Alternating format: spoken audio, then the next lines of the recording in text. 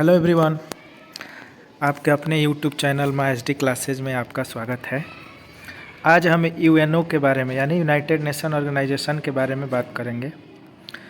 इस टॉपिक से हर एग्ज़ाम में प्रश्न पूछता है। तो पहले हम देखते हैं यूएनओ के लोगो के बारे में।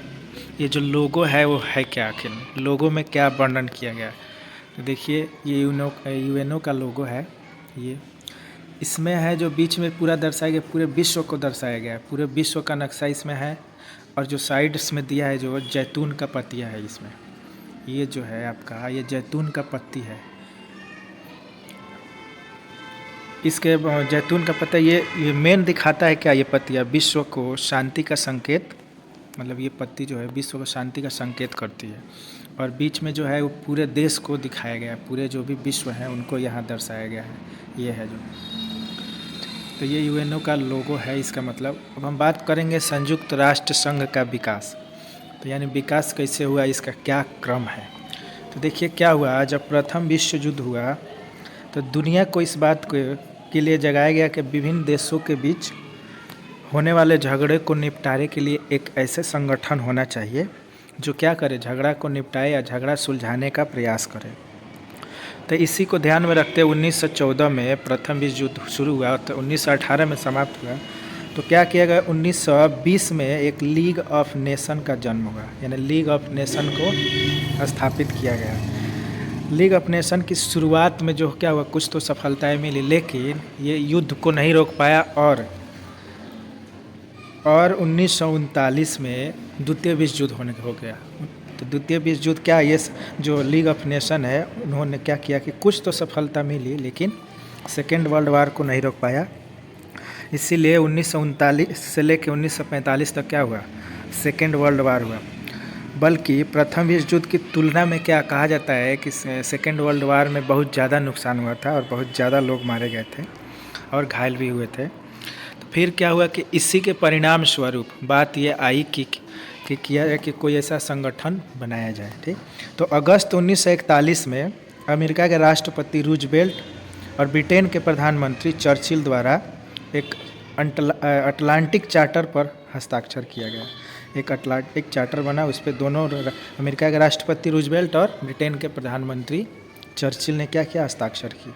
फिर जनवरी 1942 में जो धुरी शक्तियाँ थी, धुरी शक्तियाँ के खिलाफ लड़ रहे 26 मित्र राष्ट्र अटलांटिक चार्टर के समर्थन में वाशिंगटन में मिले और दिसंबर 1943 में संयुक्त राष्ट्र संघ की घोषणा पर हस्ताक्षर किए, यानी 26 राष्ट्र। फिर फरवरी 1945 में तीन बड़े नेता रूजवेल्ट, चर्चिल और स्टालिन, रूजवेल्ट यूएसए के थे और चर्चिल ब्रिटेन और स्टालिन रूस के, ये याल्टा सम्मेलन में प्रस्तावित अंतर्राष्ट्रीय संगठन के बारे में संयुक्त राष्ट्र संघ का एक सम्मेलन करने का निर्णय लिया। फिर क्या हुआ कि अप्रैल मई 1945 में सैन फ्रांसिस्को में संयुक्त राष्ट्र संघ का अंतर्राष्ट्रीय संगठन बनाने के मसले पर केंद्रित 2 महीने लंबा सम्मेलन हुआ। यानी याल्टा सम्मेलन में 2 महीने लंबे दिन का एक सम्मेलन हुआ। फिर 26 जून 1945 को यूएन चार्टर पर 50 देशों के हस्ताक्षर, जबकि यानी यूएन चार्टर 50 देश क्या किए, हस्ताक्षर किए, जबकि पोलैंड जो था वो 15 अक्टूबर 1945 को हस्ताक्षर किया। इस तरह कहा जाता है यूएनओ में कुल कितने 41 मूल संस्थापक सदस्य। हालांकि पोलैंड ने बाद में हस्ताक्षर किया 15 अक्टूबर, लेकिन संस्थापक सदस्य पोलैंड को माना जाता है। फिर क्या हुआ, 24 अक्टूबर 1945 को संयुक्त राष्ट्र संघ की स्थापना की गई। 24 अक्टूबर 1945 को संयुक्त राष्ट्र संघ की स्थापना की गई और इसीलिए 24 अक्टूबर को हम क्या मनाते हैं, संयुक्त राष्ट्र संघ दिवस मनाया जाता है। ठीक, फिर क्या हुआ कि 30 अक्टूबर 1945 को भारत भी संयुक्त राष्ट्र संघ का सदस्य बन गया, यानी कि उसमें शामिल हो गया संयुक्त राष्ट्र संघ में। कहा जाता है कि लीग ऑफ नेशन के उत्तराधिकारी के रूप में यूएनओ की स्थापना हुई। यानी 1918 में जो युद्ध समाप्त हुआ फर्स्ट वर्ल्ड वार, तो 1920 में जो लीग ऑफ नेशन का स्थापना हुआ था, उसी के उत्तराधिकारी के रूप में ये 1945 में यूएनओ की स्थापना हुई। दूसरे विश्व युद्ध की समाप्ति के तुरंत बाद 1945 में इसे स्थापित किया गया था। अब 51 देशों द्वारा संयुक्त राष्ट्र संघ के घोषणा पत्र पर हस्ताक्षर करने के साथ इस संगठन की स्थापना हो गई। फिर क्या हुई, जो यूएनओ का मुख्य उद्देश्य क्या है स्थापना का, जो यूएनओ स्थापित हुआ उसका मुख्य उद्देश्य, यूएनओ का मुख्य उद्देश्य अंतर्राष्ट्रीय झगड़ों को रोकना और राष्ट्रों के बीच सहयोग की राह दिखाना। यानी कि जो भी राष्ट्र यूएनओ के सदस्य हैं तो क्या करना, उन देशों के बीच झगड़े को रोकना है, यानी झगड़ा ना हो उन देशों में, और फिर एक दूसरे के सहयोग का राह दिखाना। इसकी स्थापना के पीछे यह भी मानसा थी, या यह भी कहा जाता है कि यह संगठन विभिन्न देशों के बीच जारी ऐसे झगड़ों को रोकने का काम करेगा जो आगे चलकर युद्ध का रूप ले सके। माने ऐसा झगड़ा दो देशों के बीच हो रहा, यानी शीत युद्ध हो गया, गृह युद्ध हो गया, इस टाइप का युद्ध, अब बाद में वही युद्ध क्या होगा, दो देशों के बीच युद्ध का रूप ले ले, तो इस टाइप का भी युद्ध को रोकना इसका मकसद था। ठीक, और अगर युद्ध छिड़ जाए तो शत्रुता के दायरे को सीमित करने का काम करेगा ये संगठन। फिर क्या, संयुक्त राष्ट्र संघ की एक मंशा पूरे विश्व में सामाजिक आर्थिक विकास की संभावनाओं को बढ़ाने के लिए विभिन्न देशों को एक साथ लाने के लिए। इसका एक और मंशा था कि क्या, कि जो भी विश्व है उनके सामाजिक आर्थिक विकास को क्या करना, संभावनाओं को बढ़ाया जाए ताकि एक दूसरे में सहयोग हो सके। ठीक है, फिर यूएनओ के सदस्य देशों की संख्या कितनी है, 143 है, तथा सभी सदस्यों को यूएनओ की आम सभा में एक वोट हासिल है। संयुक्त राष्ट्र संघ का सबसे अधिक दिखने वाला सार्वजनिक चेहरा और इसका प्रधान प्रतिनिधि क्या होता है, जो संयुक्त राष्ट्र संघ के महासचिव होते हैं वही होते हैं क्या, मेन प्रधान सचिव, यानी मेन जो चेहरा होता है, माना जाता है संयुक्त राष्ट्र संघ के महासभा के इसको सचिव माना जाता है। ठीक, अब हम बात करते हैं वर्तमान में जो महासचिव कौन है संयुक्त राष्ट्र के, एंटोनियो गुटेरेस, जो पुर्तगाल के निवासी हैं। इन्होंने 1 जनवरी 2017 को पद संभाला। ये पुर्तगाल के निवासी तथा पुर्तगाल के प्रधानमंत्री भी रह चुके हैं, ये 1995 से 2002 तक। ठीक, ये अभी वर्तमान में भी क्या है, एंटोनियो गुटेरेस संयुक्त राष्ट्र संघ महासचिव हैं। ठीक, अब हम बात करेंगे कि महासचिव, संयुक्त राष्ट्र संघ के महासचिव के बारे में, यानी लाइन से कि प्रथम सेकंड से लेकर अभी तक जो 9 महासचिव उनके बारे में। तो ये जो प्रथम सचिव है जो ट्रिगबेली है, जो इनका कार्यकाल 1946 से 1952 के बीच में था। ठीक, और ये इनकी मेन जो उपलब्धियां थी इनके रहते हुए, ये कश्मीर को लेकर भारत और पाकिस्तान के बीच हुई लड़ाई का युद्ध विराम के लिए प्रयास किया था इन्होंने, यानी भारत और पाकिस्तान के बीच जो कश्मीर का युद्ध था उनके लिए ये क्या किया, युद्ध विराम का प्रयास किए थे। ये दोबारा महासचिव बनने का क्या हुआ, दोबारा महासचिव बनने का ये इन्होंने विरोध किया था और महासचिव पद से त्याग पत्र दे दिया था। कौन, ट्रिगबेली प्रथम थे। तो क्वेश्चन ये भी पूछा जाता है कि प्रथम संयुक्त राष्ट्र संघ के महासचिव कौन थे। दूसरा है डैग हैमरशोल्ड।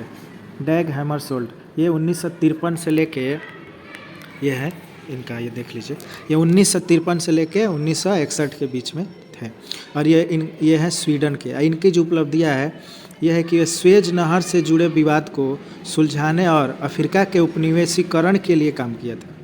जो स्वेज नहर है उनके जो विवाद था उनको सुलझाया था और अफ्रीका में औपनिवेशीकरण का काम किया था।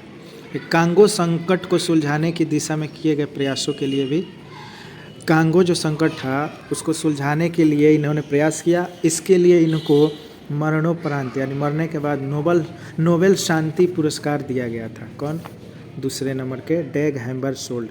तो ये भी पूछा जाता है यूएनओ के सेकंड कौन है और यूएनओ के ऐसे कौन है जो शांति के लिए मरणोपरांत नोबेल प्राइज़ दिया गया था, है डैग हैमरशोल्ड। तीसरा है ह्यू थॉट थे, उनका कार्यकाल 1961 से लेके 1971 के बीच में था। ठीक, ये कहाँ के थे, ये उस समय बर्मा, वर्तमान में म्यांमार। ठीक, म्यांमार के ये है। इनकी जो उपलब्धियां है, इन्हीं के समय क्यूबा में जो मिसाइल संकट हुआ था और इन्होंने समाधान किया था। ठीक, क्यूबा में मिसाइल संकट का समाधान और कांगो की संकट की समाप्ति के लिए प्रयास किया था। जो क्यूबा में मिसाइल संकट हुआ और कांगो में उनको ये क्या किए थे, शांति के लिए प्रयास किए थे। साइप्रस में यूएनओ की शांति सेना बहाल किया था इन्होंने। साइप्रस में यूएनओ की शांति सेना साइप्रस में इन्होंने बहाल किया था। इन्होंने वियतनाम युद्ध के दौरान अमेरिका की आलोचना की थी। वियतनाम युद्ध हुआ था तो उस दौरान इन्होंने क्या किया था, यूएसओ की आलोचना किया था। इनकी ये उपलब्धियाँ थी। Third, you thought. नेक्स्ट है यानी 4 नंबर के जो यूएनओ के महासचिव है, कुर्ट वाल्डहीम। कुर्ट यानी कुर्ट जो वाल्डहीम इनका नाम है। ये 1972 से लेकर 1981 के बीच में इनका कार्यकाल था। 1972 से 1981। इनका ये मूल निवासी ऑस्ट्रिया के थे। इन्होंने नामीबिया और लेबनान की समस्याओं के समाधान के लिए प्रयास किया था। ठीक, नामीबिया और लेबनान की समस्या का जो था उसके समाधान का प्रयास किया। बांग्लादेश में राहत अभियान की देखरेख, यानी इन्हीं के समय जो बांग्लादेश का आज़ादी का समय था, 1972 से थे ये, तो उन्होंने क्या किया था, बांग्लादेश में राहत अभियान की देखरेख। तीसरी बार महासचिव चुने जाने की दावेदारी का चीन ने विरोध किया। ये तीसरी बार दावेदारी किए थे, इसीलिए चीन ने विरोध किया। ठीक, और नहीं चुन पाए थे। ठीक, नेक्स्ट है कि Javier Perez de Cuellar. Javier Perez de Cuellar 5 number का। इनका कार्यकाल तो 1982 से 1991 के बीच में। ये पेरू के हैं, पेरू के थे। और इनका जो प्रयास था या इनका उपलब्धियां कहें तो साइप्रस, अफगानिस्तान और अल सल्वाडोर में ये शांति स्थापना के लिए प्रयास किया था। साइप्रस, अफगानिस्तान और अल सल्वाडोर में क्या किया था, शांति की स्थापना की प्रयास किया था। नामीबिया की आज़ादी के लिए मध्यस्थता की थी। फॉकलैंड युद्ध के बाद ब्रिटेन और अर्जेंटीना के बीच इन्होंने मीडिएटर का भूमिका निभाया था। ब्रिटेन और अर्जेंटीना के बीच इनकी उपलब्धियाँ थी ये। नेक्स्ट है बुतरस घाली। ये 6वें नंबर के हैं। इनका है 1992 से 1996। इनका कार्यकाल बहुत कम था। ये मिस्र के और इनका जो काम था, सबसे बड़ा काम इनका था एन एजेंडा फॉर पीस नामक पर्यावरण से जुड़ा हुआ एक रिपोर्ट जारी किया था। ठीक, agenda for piece, an agenda for piece. इनकी और है कि मोजाम्बिक में यूएनओ का सफल अभियान चलाया था। यूएनओ का सफल अभियान मोजाम्बिक में।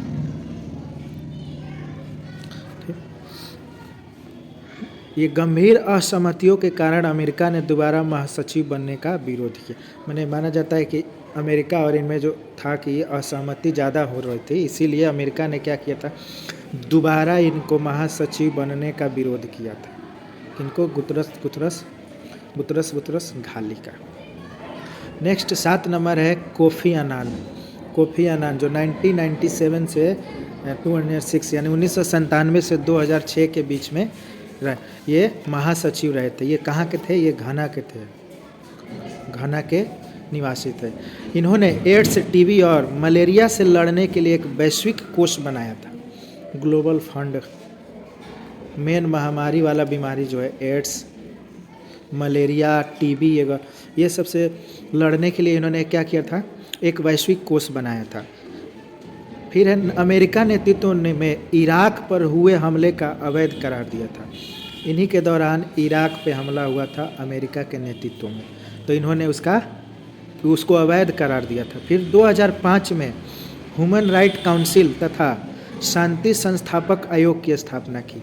2005 में ह्यूमन राइट काउंसिल की स्थापना की और शांति संस्थापक आयोग की स्थापना की।